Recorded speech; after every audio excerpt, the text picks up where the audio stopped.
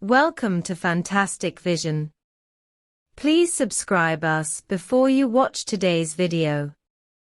On January 30th, according to the Global Times citing foreign media sources, the national security officials of the United States, the Netherlands, and Japan concluded high-level negotiations at the White House on the 27th and reached an agreement on restricting the export of some advanced chip manufacturing equipment to China. It will extend some of the export control measures adopted by the United States in October 2022 to companies such as ASML in the Netherlands, Tokyo Electron, and Nikon in Japan. Foreign media reported that because of its sensitivity, the three countries did not publicly announce the agreement, and the details are still unclear. People familiar with the matter also said that there is currently no plan to announce an agreement between the United States, the Netherlands, and Japan.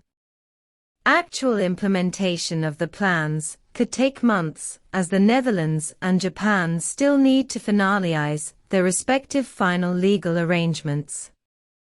In response to media reports on the agreement reached by the United States, the Netherlands, and Japan, the Dutch lithography machine company ASML stated in a statement to GMN News that it has learned that several governments have reached an agreement focusing on advanced process chip manufacturing technology. The latest developments in the agreement will include, but are not limited to, advanced process lithography systems. ASML stated that it will take some time to further refine the relevant specific content and put it into legislation before the agreement officially takes effect.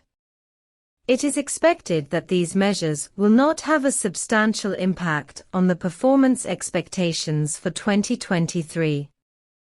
ASML will also continue to communicate with authorities on the potential impact of any proposed rules to assess the impact on the global semiconductor supply chain.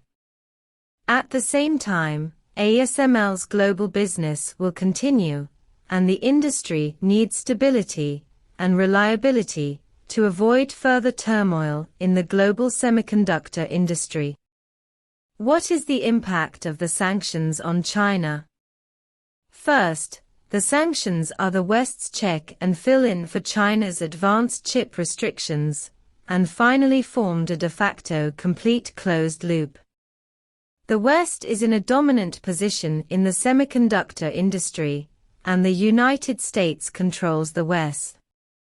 Although other Western countries are unwilling, the United States has a firm and domineering attitude towards maintaining technological advantages. Under its pressure, other Western countries have to follow the United States. It must be clearly recognized that the West has differences on the methods and scope of sanctions against China, but they have no differences on restricting China's access to advanced technology. Chinese industries must be fully psychologically prepared for Western blockades. But in general, for this sanction, all parties in China's semiconductor industry have long been psychologically prepared. Second, the impact of this sanction is not insignificant, but it is not the darkest moment, let alone the sky is about to fall.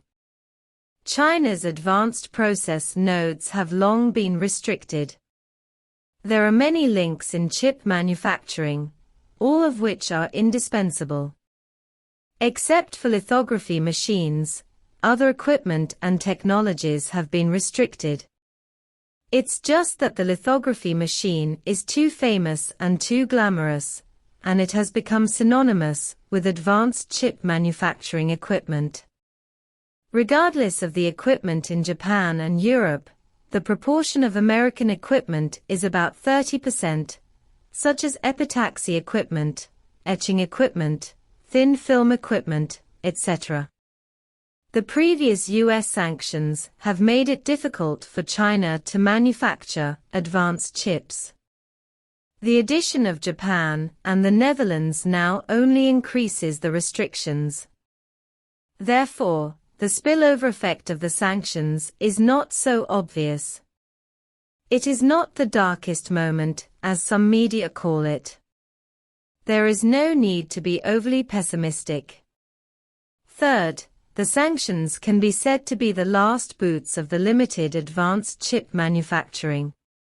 Although it will have an adverse impact on the industry, it can even stimulate the industry's determination to become self-reliant.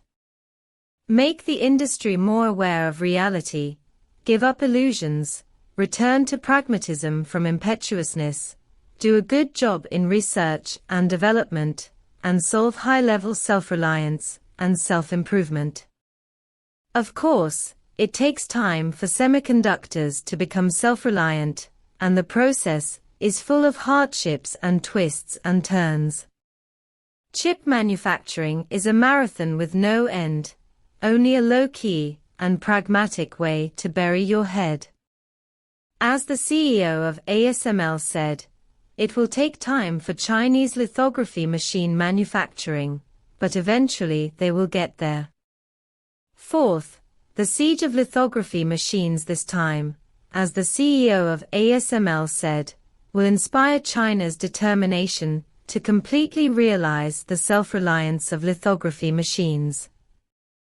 When there is no choice, people's determination is the most resolute. At this time, China's semiconductor industry has no way out, but a last-ditch fight. Of course, it will take a long time for China to manufacture advanced lithography machines, and the current lithography machines also have their difficulties. After the United States, Japan and the Netherlands reached an agreement, some people in Japanese political circles believed that China would definitely retaliate against Japan, and Japanese companies should look for opportunities in other markets. No matter what the real intentions of Japanese politicians are, Chinese industries must not fall into the trap. There must be necessary counterattacks, but Western sanctions on China do not mean that China must sever ties with the global market. The more at this moment, the less China can negatively cutting, with the international industrial chain, has added fuel to the fire for the United States to isolate China, allowing the United States to form a closer alliance with other countries. At this time, the Chinese industry should instead strengthen cooperation with the global supply chain. Even if the most advanced DUV is not sold to China, the mature technology still needs the continued support of the Netherlands and Japan, and they also have this willingness. The Chinese industry should release a positive attitude towards the international supply chain and look for partners. After all, this is an agreement reached between the Netherlands and Japan under pressure from the United States, and Western equipment companies are acting in accordance with government instructions. At present, the Western world is still full of contradictions. Japanese industry scholars believe that the most affected Japanese company is TEPCO, which relies on China for about a quarter of its sales. Sanctions need to be balanced. Japan, the United States and Europe should not be disproportionately disadvantaged.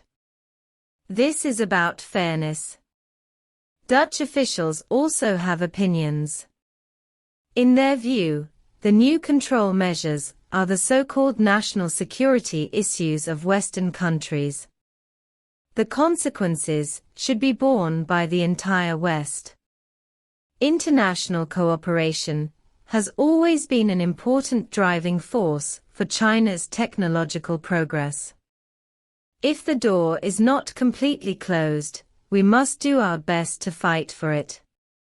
Since there are still opportunities for Chinese and Western companies to cooperate, China should cherish the opportunities for foreign companies to cooperate with China even more. The budget of every international company is limited, and the opportunity for foreign capital to increase capital and build factories in China must be firmly grasped. China should implement classified policies on the semiconductor international industry chain. Enterprises with a friendly attitude towards China, especially if the technology invested in China is more advanced than the highest technology in mainland China, can be subsidized to a certain extent and required to reach a certain inclusion rate. Let it drive the development of China's local supply chain. For measures that violate globalization, necessary countermeasures must be taken. Companies with a bad attitude towards China should be punished. However, the countermeasures should not be sentimental or populist. Instead, we must follow international practice, introduce punishment measures in accordance with the law, and resolutely formulate means of counter-sanctions.